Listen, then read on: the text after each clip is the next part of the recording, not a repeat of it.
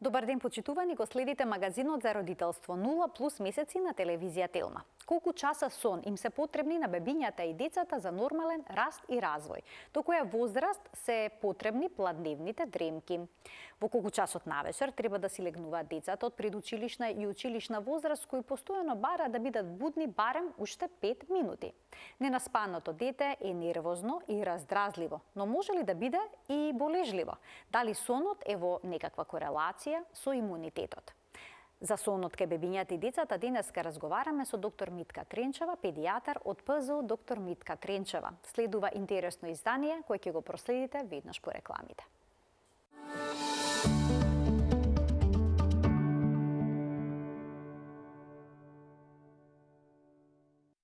Новопечените родители имаат многу грижи и дилеми. Една од нив е кога бебето ќе почне да спие подолго во текот на ноќта или пак кога ќе воспостави дневно-ноќен ритм на спиење. Родителите пак на поголемите деца имаат поинакви проблеми, например, доколку часот детето треба да легне во кревет навечер и дали може да појде во кревет заедно со неговиот мобилен телефон. Имаме навистина интересни прашања на кои што ќе побараме одговор од доктор Митка Тренчева, педијатар во ПЗУ доктор Митка Тренчева. Докторке, добре ни дојдовте во магазинот за родителство 0+ месеци. Добар ден. Добар ден и благодарам на поканата. Докторке, какви се потребите за сон кај бебињата и малите деца? Дали тие се менуваат со возраста? Точно. Прво да спомнеме дека сонот е дел од животот на секој човечко суштество, па дури се смета дека 1/3 човекот поминува во сон. Во текот на сонот и сонуваат возрастните, сонуваат и бебињата. Меѓутоа, должината на сонот е кај различна према возраста. Се разбира дека најдолго сонуваат, најдолго спијат бебињата, а како бебето расте, станува дете и возрастен, тоа се намалува со текот на годините. Многу е битно сонот да е квалитетен сон, да не се прекинува во текот на спиењето, значи и сонот е всушност еден начин, слика и преживување на она што дечињата го доживуваат во текот на денот. Добри соништа значи дека детето било задоволно во претходниот ден. Инаку сонот поминува, спиењето всушност поминува во неколку фази, 4 фази на спиење. Имаме така брзо краток сон, па потоа брзо заспивање, па краток сон, па длабок сон и потоа оди на крај таа REM фаза во која што настанува и сонувањето, каде што и е наречена према Rapid Movement Eyes, према брзото движење на очите, тие се затворени и тогаш е во длабок сон детето и тоа сонува. Тие фази се менуваат во текот на сонот и поминуваат. Значи, секој дете кој континуирано спие и има добар сон, се одразува на неговата здравствена состојба. Не џабе се вели дека за нормален раст и развој на детето, освен добра храна, една добра физичка активност, треба да има и добар сон. Бидејќи во сонот, всушност, не е само спиење, се уште во сонот, иако е детето или човекот опуштен, мускулатурата, кардиоваскуларниот систем работи на малку пониско ниво, меѓутоа и мозокот е се уште активен и во тој период на спиењето настануваат и созревање, односно нови мозочни клетки, настанува миелизацијата на мозокот и затоа е важно во овој период на детето да добро спие, значи да се развива мозокот, бидејќи тоа е битно во првите 5 години од животот, кога мозокот и расте и се развива. Кое што е одраз, бидејќи тогаш се развива и когницијата, се развива говорот и така натаму, се лачат неуротрансмисерите кои ги поврзуваат и мозочните клетки. Значи тоа е една од функциите на мозокот, значи е битен за растот и сонот, за растот и развојот. За нормалниот, за правилен раст и развој на детето.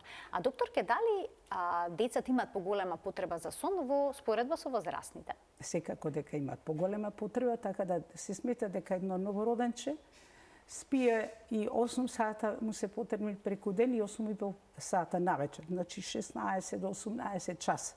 И затоа се мисли дека бебето спие, јаде и спие.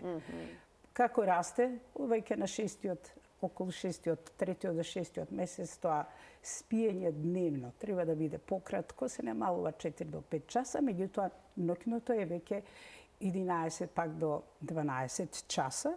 Бебето, односно детето од 1 година веќе 1 до 2 до 3 сата спие преку ден, ноќе 11 до 12 часа, односно тоа дневно спиење кај некои дечиња завршува и со 3-та година, некои деца веќе од 3-та година и немаат потреба да спијат дење. Некои се уште може да сакат да спијат дење и тоа треба да им се овозможи. Кај поголемите деца, предшколските дечиња,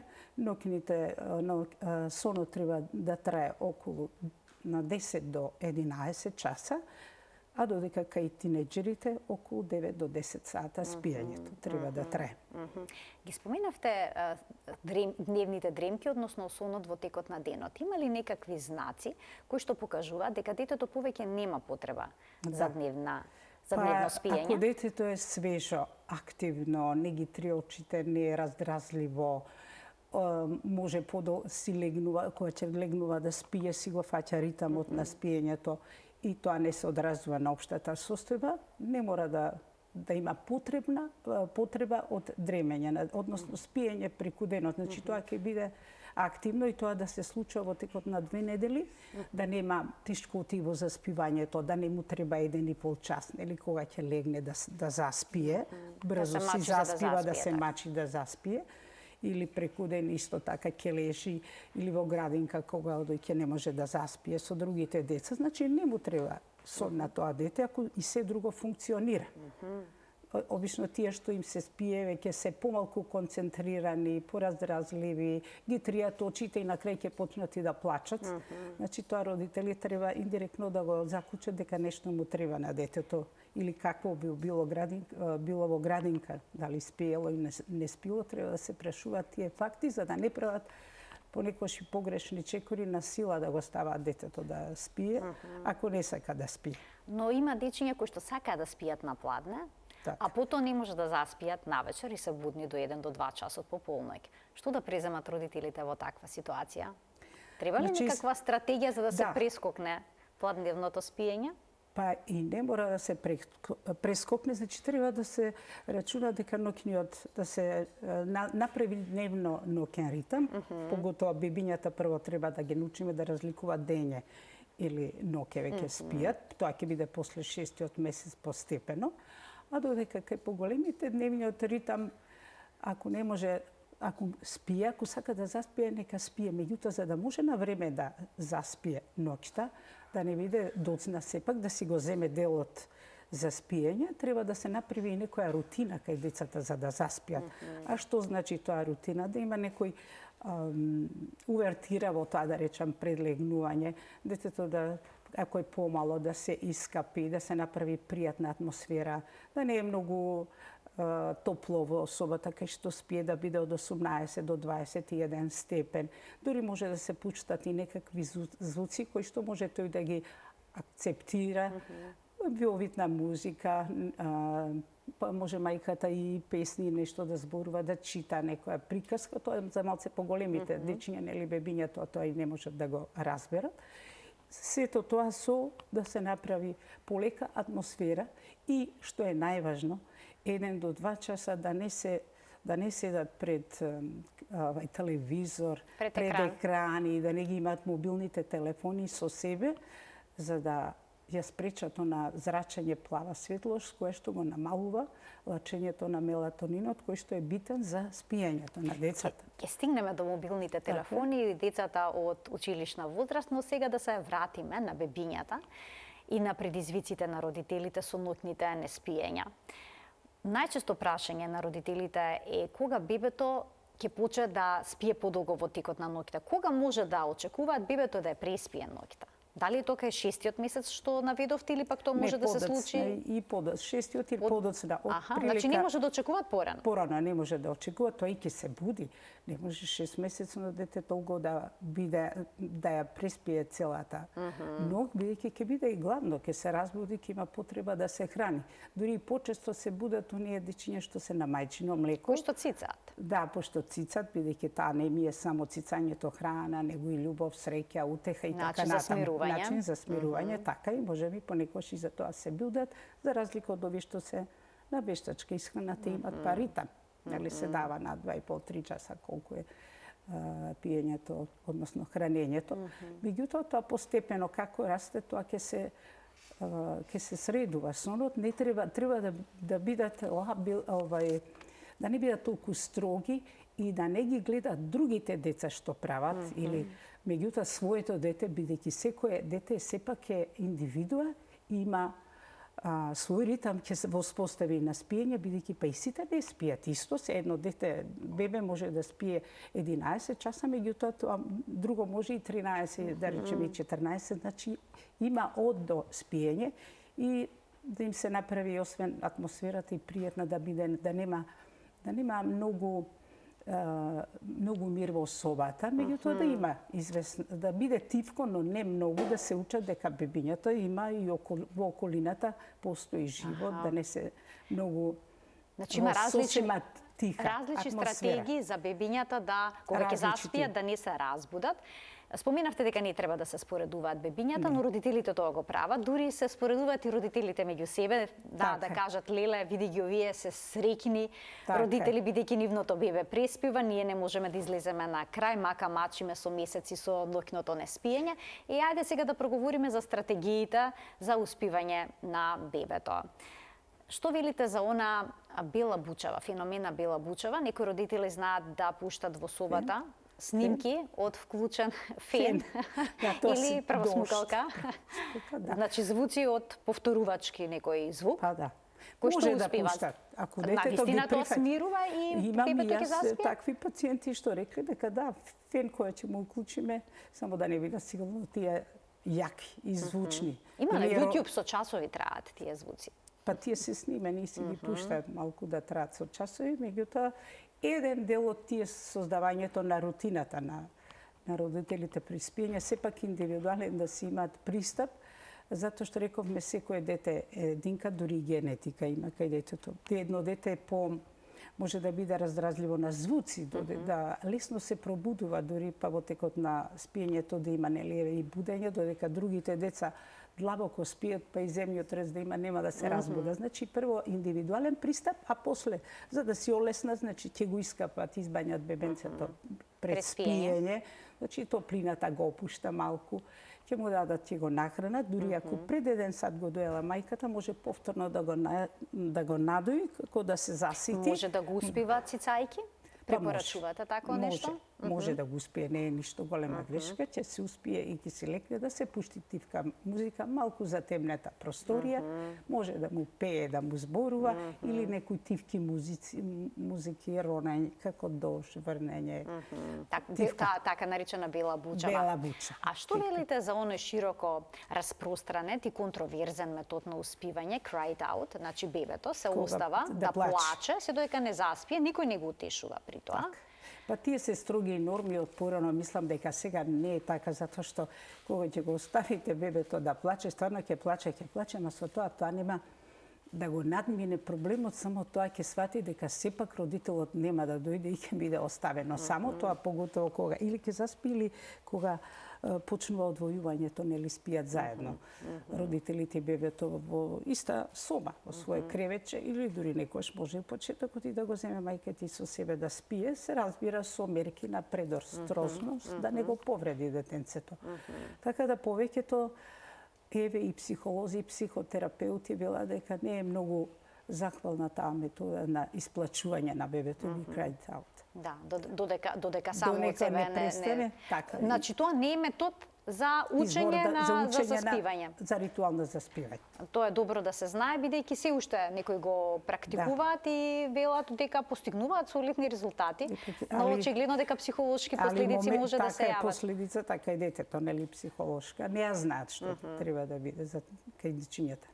Споминавте дека бебињата не е пожелно, односно може да спијат со родителите, но родителот треба да внимава при тоа. Значи кога е новороденч, еве да започнеме од навистина мало бебе, дали да се стави покрај мајката да спие, бидејќи на таков начин на мајка ти е полесно, во текот на ноќта треба неколку пати да го надои, нема потреба да станува до креветчето, или пак сепак бебето да се стави во кревече, па кревечето се прилепи до францускиот лежај. Како советавате? До мајчиниот, родителскиот кревет. Родителскиот Така е, кревет. може и едното и другото.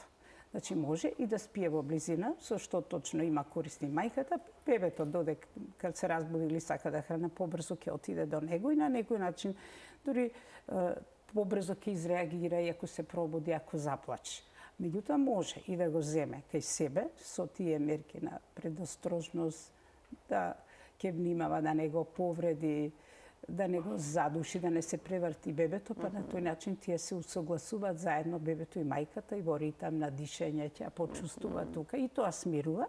Сега тие што можат тоа да го направат, треба да внимаваат, инаку подобро е да биде во посебно кревече, ама блиско до нив, и да нема во кревечето, што е најважно, играчки, меки перници. Зошто? Затоа што обично кревечињата се украсуваат, се става оградичка, нели? Па затоа што бебето кукли плишани. Поголемото бебе, ај помалото може би нема толку да се врти, ама поголемото новороденчето, поголемото ќе се изврти, па може да се задуши од меката перница, да се заврти, нели, да пропадне главчето, односно да настане тој синдром на изненадна смрт.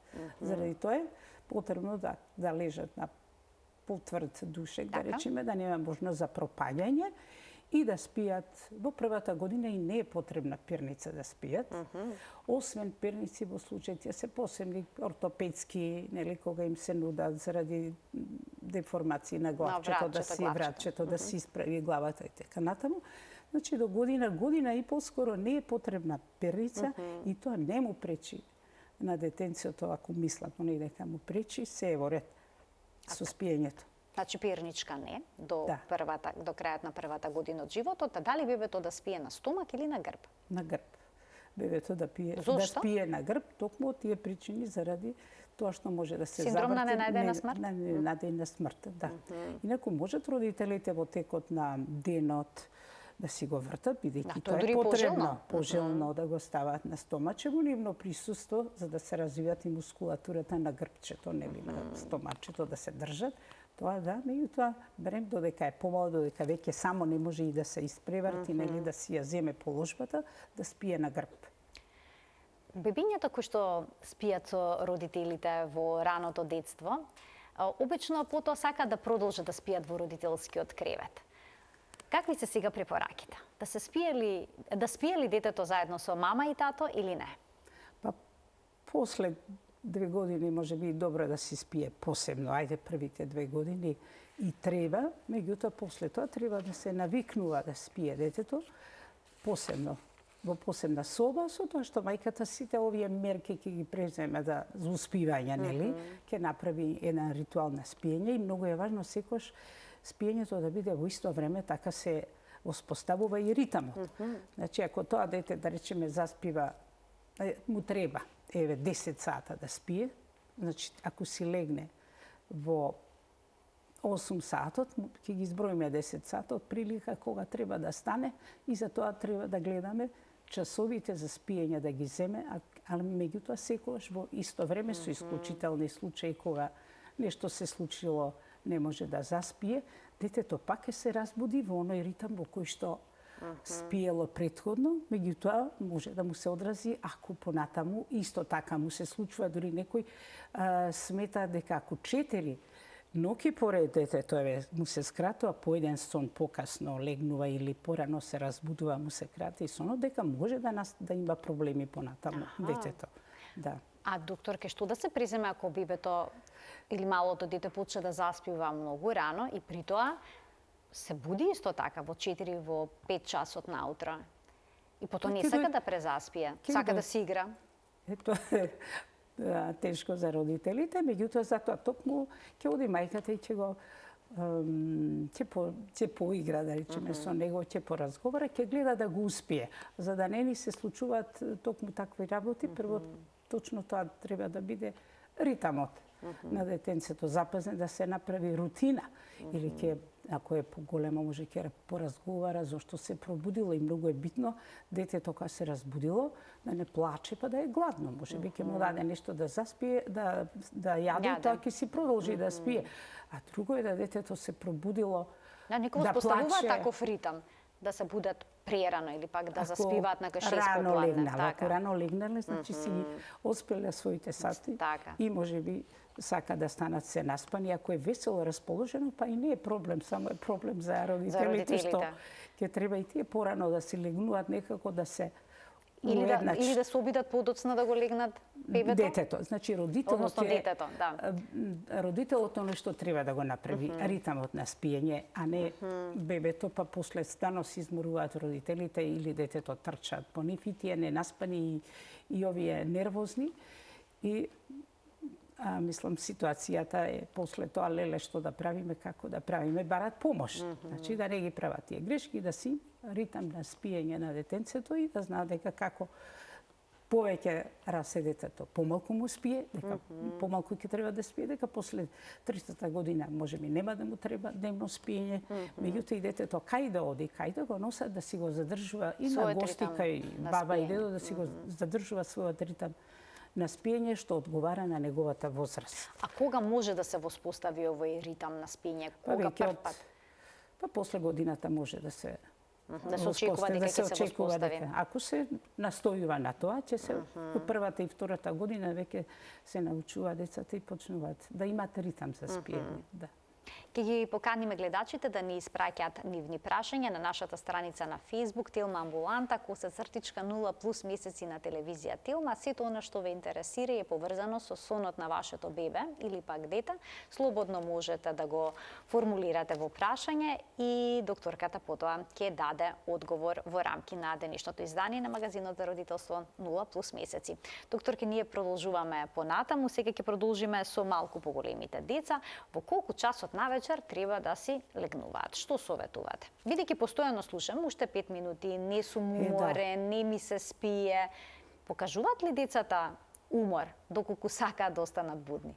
Односно дали ќе признаат дека се уморни? Нема да признаат децата дека се уморни, секако ќе сакаат подолго да седат, меѓутоа и за нив тоа, значи правило зависи колку ќе стане утре едента, дека дока 9 часот треба да си легнуваат веќе да спијат дечињата, зашто на училиште прилика во 7 сатот се будат, треба нели во 8 да се на училиште, значи да си ги израчунат тие сати што треба да ги одспие детето, 9:45, овие поголемите дечиња, па и тинејџерите треба да спијат, ама не спијат сите тие толку. Меѓутоа, затоа после ќе биде, сонот е важен и за концентрацијата, за учењето, за памтењето, утре ќе бидат неконцентрирани, раздразливи, ќе се, можеби, помеѓу себе, децата ќе се подкаруваат, нетрпеливост, ќе нема емпатија, значи ќе бидат нервозни, ќе бидат раздразливи, а може да покажат лоши резултати на училиште. Така е, со и намалена концентрација. Така треба да си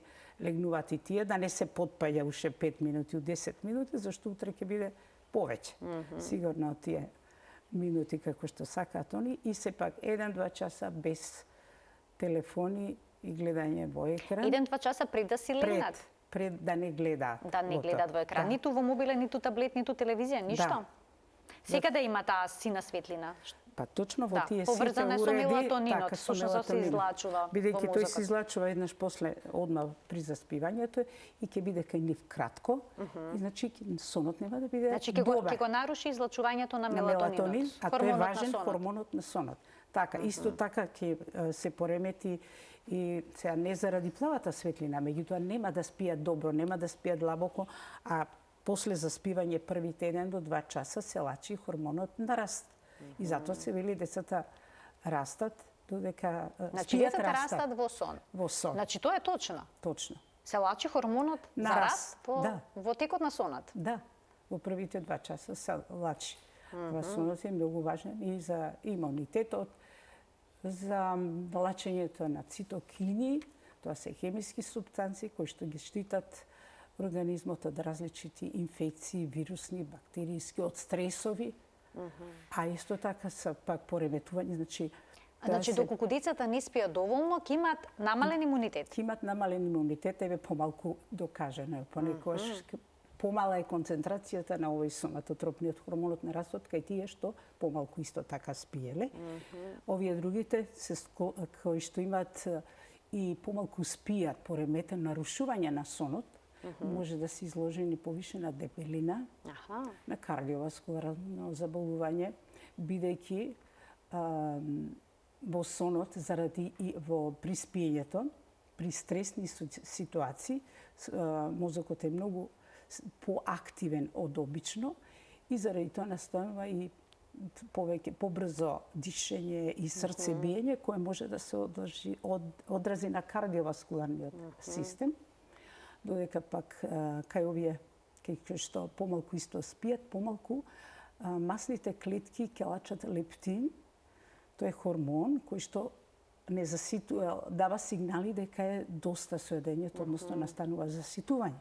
И сега овие кратко спијат, не се лачи лептин и претеруваат, се прејадуваат, што може би понатаму заедно и со помала физичка активност на такви деца. Да, со други фактори на современиот начин на живот. Може да има, бидејќи ќе се лачи повише кортизол, гликоза, може да настане и дебелење. Значи, и опасности од дебелина, значи, тие нарушувања, здравствени, сериозни нарушувања, слаб успех на училиште, намален имунитет, дебелење. На вистина многу причини децата да спијат и да ги легнуваме на време.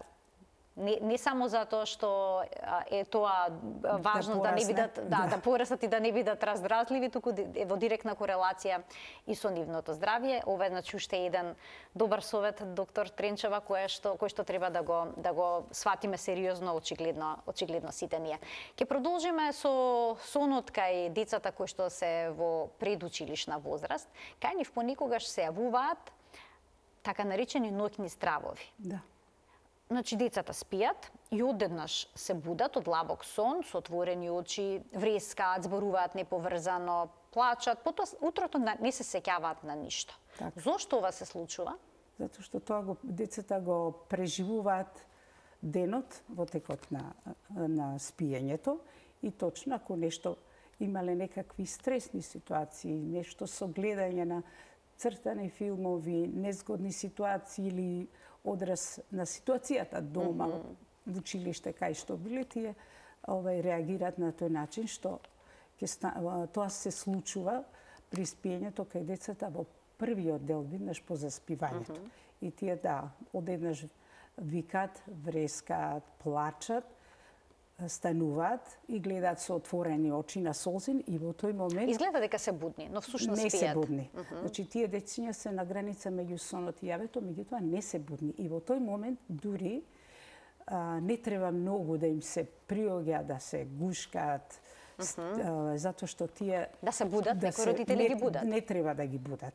Можеби треба само родителот да се доближи, да му зборува, да го погали и по можност да го заспие повторно, бидејќи овие деца кога ќе се разбудат утредента не го памтат. Не паметат што се случило. Не паметат и тоа е добро. Значи, позитивната страна на ноќните стравови и тие не оставаат последица по психата на децата, односно немаат тие понатаму емоционални проблеми, за разлика од кошмарите. Од кошмарите. Тоа е веќе нешто сосема друго. Сосема друго, поготово кај поголемите, односно предшколските, раните школска возраст, доста имаат кошмари, резултат на нешто што гледале, на тешки филмови што гледаат. И тие кога настанува во рем фазата, во длабокото сонување на децата, и тие всушност се будат, во тој случај треба на тоа дете да му се приде на некој начин. Кога има кошмар, треба да се приде. Треба да се приде, затоа што ти после не треба. Ама како родителите да препознаат што е што, бидејќи и ноќните стравови изгледаат страшно драматично. И па тоа прво е во почетното спиење, настанува, детето не е со отворени очи, не контактира, мислам, не е свесно, мава, дури фрла, ништо, само ќе му се зборува и ќе се смири. Може да стане од креветот? Па може да стане. Значи се може да стане, па тука се и оние месечарство и изборување во оваа група на по-бенигни работи кои што полека ќе исчезнат кај детето. Меѓутоа се и одраз некош и треба да се испитат и родителите нивната релација, односот меѓу себе, се е тоа пресликување кај децата. А кај кошмарите тие порелано, страшно сонуваат и вакви ситуации кога ќе треба да се распраши детето утредента и они често се ги памтат соновите кај кошмарите и сакат да ги споделат со своите родители и родителите да ги споделуваат. Да го објаснат зошто настанало, па да почнат, ако се многу тешки ситуациите се повторуваат со ваквите кошмари кај децата, треба понекогаш да си барат и помош од психотерапеут како да се справат со тоа. Ако е некој цртан филм или тежок филм, може би да се тргне од таму. После тоа да ако се некои чудовишта што не си ги замислуваат, може да ги со децата заедно, ајде да ги видиме овие, значи да не се бега од проблемот, да се лоцира проблемот, заедно е да ги решиме, ајде овие да ги потопиме во водава малце, да видиме што ќе прават чудовиштата, значи на некој начин да се соочи со проблемот, не да се избегнува. Не да се стави под тепих и демек ништо не се случува, и ако родител не може да му помогне, детево има реален страв, дури не сака да заспие, да не му се врати чудовиштото, треба значи да се побара стручна помош. А кај нокните стравови потребна ли е стручна помош? Па, може би ако многу се повторат, ама е бенигна работа, може би само психологот да ги упати кои грешки да не ги прават на детето. Па и родителите да најдат начин да се смират, а тие самите во тие моменти, бидејќи знаат тоа да се повторува во ист период во текот на ноќта, понекогаш со недели, па и за жал и со месеци. И така изгледа навистина страшно. А може ли кај деца да се јави несоница, особено кај оние што се во училишна возраст, кои што се соочени со училишни обврски, учења? Секако дека може, точно кај оние училишни деца кои што и после редовно училиште ги се праќаат на дополнителни часови, по физички активности, по англиски, по други математика, додатни активности кои што имат, може стварно децата да се исцрпат и од премор, па и не може да заспие. И тоа не е добро, значи сепак треба према капацитетот на детето да не се форсираат толку, за да може детето да одговори на сите потреби, а сепак да си заспие на време. Има деца што, недоволно спијат помалку часови од предвиденото. Но може ли да се јави и друг проблем? Да спијат премногу? Па добро, може. Рековме дека индивидуално е спиењето, не е исто кај секој, затоа се вели од до. Меѓутоа, тоа ако не се одразува на општата состојба, на здравствената состојба, на емоционалната, нема проблем ако функционира. Така. Имаме неколку прашања кои што ќе ги поставиме, кои што се пратени од гледачите, ќе ги поставам при крајот на денешната емисија. Јас би сакала уште неколку совети да ни дадете за добар сон кај децата, на пример. Дали децата секогаш треба да бидат облечени во пижами пред да си легнат? Па добро е да бидат облечени, ама и поможност да бидат памучни. Памучи да бидат? Памукни. Памучна пижама, не овие синтетските, да се чувствуваат пријатно. Кај поголемите деца, дали собата треба да е затемната сосема или пак треба да, доколку детето бара, може да има и вклучено помошно светло? Може да има додатно светло, не директно може да има, да. Не мора да биде тотално затемнета. А што е со, да речеме, дали треба секогаш помалите деца да спијат во истата соба? Па да, добро е да спијат во истата соба. Се навикнува на атмосферата и спие, освен нешто ако фалело во претходно во собата во околината да има, некој треба да се спијат. И што е со држењето на, сега детето го споставило дневно ноќен ритам. Така. Но чувствува премор во период кога не треба да легне да спие. Да му дозвола да спие или пак да го држа детето будно за да не му се наруши ноќниот сон, бидејќи од тоа стравуваат повеќето родители. Па да му дозвола да заспие. Мислам дека пак ќе си заспие и кога ќе му доаѓа ритмот, затоа што има циркадијален воспоставен ритм детето. Имаме прашање од гледачка која што интересира дали бебето треба да спие во креветче со решетки или пак во оние другите кревечиња што се на расклопување, претпоставам дека мисли на оние што се со платно одоколу. Бидејќи решетките се сметат нели за некаков ризик. Ако се решетки метални нешто да не се повреди, сигурно може да биде ова другото, се што е помеко во околината и да се преврти и да се удри, нема да се повреди. Значи, помеки, оградички на детето да бидат. Потоа има уште едно прашање од гледач кој што се однесува на сонот на бебето кое што веќе престанало да цица. Дали кога ќе се разбуди да се даде сокче, вода, Па не треба- прифаќа вештачко млеко. Па треба да се избегнува хранењето во текот на сонот, више кога престанало да цица, само може мајката да го успие да го земе кај себе, мислам, во кревечето, да му зазбори, да го гушне и да го заспие по можност. Освен, ако многу плаче, навистина станало гладно, тогаш може да му даде нешто, да испие, да го нахрани. Зависи и од возраста, нели, колку очекува дека дали јадело претходно добро или не, инаку треба да се избегнуваат поготово и пијалоци, кај поголемите и газирани навечер, да ги А земат. зошто кај бебето не се препорачува да речеме сокча во текот на ноќта? Еве стоматолозите обично велат никако. Па затоа што сокчињата се повеќе и благи, нели, па да не настане оштетување ако веќе имат запчиња или цуцлата исто така долго да се држи во устата, да не се развие гливичка, значи заради оралното здраве. Има едно прашање кое што се однесува на бебе повторно, кое што многу плаче во текот на ноќта, па како да се смири, прашува мајката. Ако го дои, ќе го смири со доање. Ако е да види, стварно мајката инстинктивно знае што му треба, дали плаче, да не е болно прво да види детенцето. После тоа, ако не е болно, што му фали? Може да биде да треба да се смени, да е скакано, дали е гладно кога последен пат му дала и дали некој скок во развојот има сега, па детето е сменето од едно, да е ставено во кревече, било со мајката, па во кревече или ново кревече, секогаш нешто има да проценат што се случило нешто ново кај детенцето. Значи, скоковите во развој исто така може да бидат причина да. за плачливост и во текот на сонот. А што е со бебињата еве кои што вршат нужда во пелена? Дали пелената треба да се смени во текот на ноќта? Да, може ли тој момент да го наруши сонот?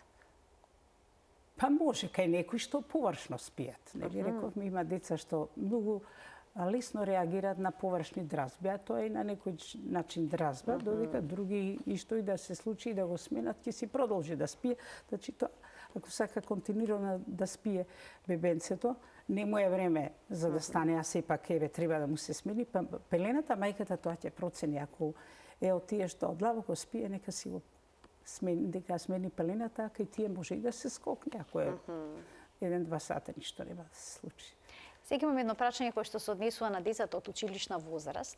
Тие во текот на работната недела си легнуваат во одредено време, но потоа викендите користат шанса да го променат распоредот на спиење, велат што подоцна си легна, тоа е подобро, и потоа се изместува.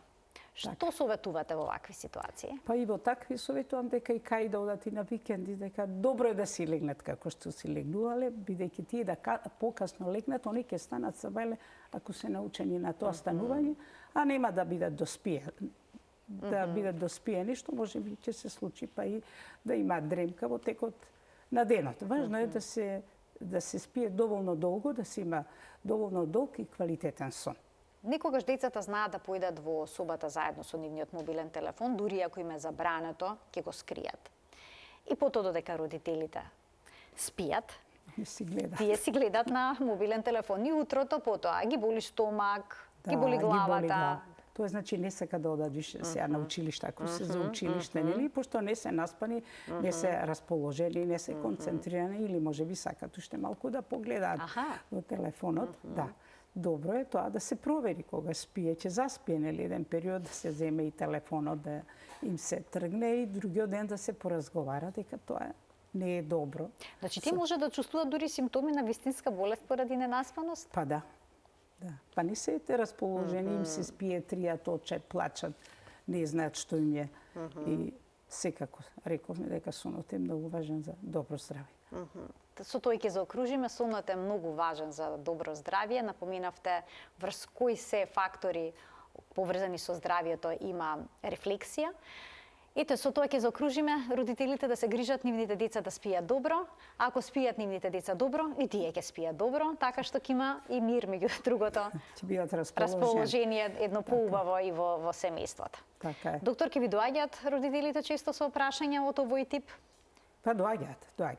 Али најчесто доаѓаат со помалите со помалите деца? Да. После тоа веќе воспоставуваат некој ритам, потоа поголемите веќе за други проблеми доаѓаат. Никогаш не спиењето, односно недостатокот на сон кај бебињата, односно плачењето во периодот кога треба да спијат, може ли докажува на некаков здравствен проблем?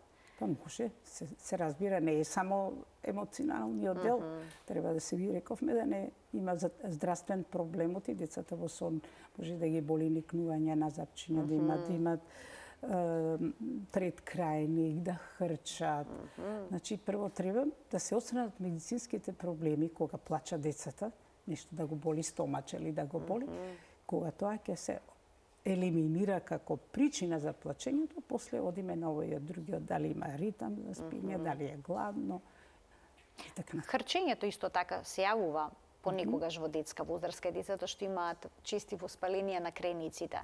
Да. Тоа влие на квалитетот Па на влие спиењето? секако тие, поготово сите три крајници кога се хипертрофирани и тонзилите и третиот крајник, кај децата се стеснува просторот за дишење.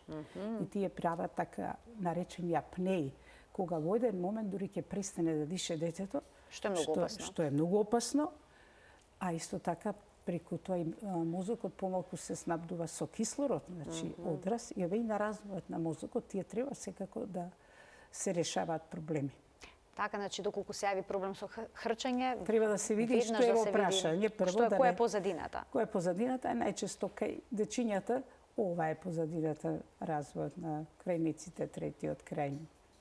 Јас ви благодарам уште еднаш многу за вашето денешно гостување и за сите појаснувања поврзани со сонот во детска возраст. Благодарам на поканата уште еднаш. Почитувани доктор Митка Тренчева, педијатар од ПЗУ доктор Митка Тренчева, беше денешна гостинка во магазинот за родителство 0+ месеци на телевизија Телма. Ви благодарам за вниманието со кое што не следевте и денеска. Ви посакувам пријатен ден и убави соништа навечер.